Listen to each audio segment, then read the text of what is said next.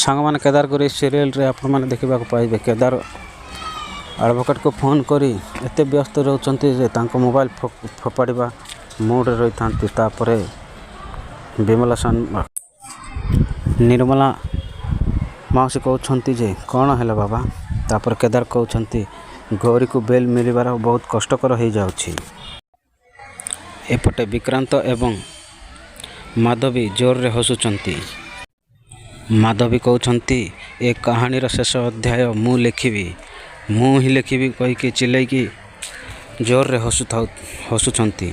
किंतु सेपटे गौरी को उमा देवी माने पार्वती देवी उमा छवि उमार दृश्य रे देखाई स्वप्न रे कहते गौरी तो झील दिव्या एबे विपद रे अच्छी जा ताको रक्षा कर।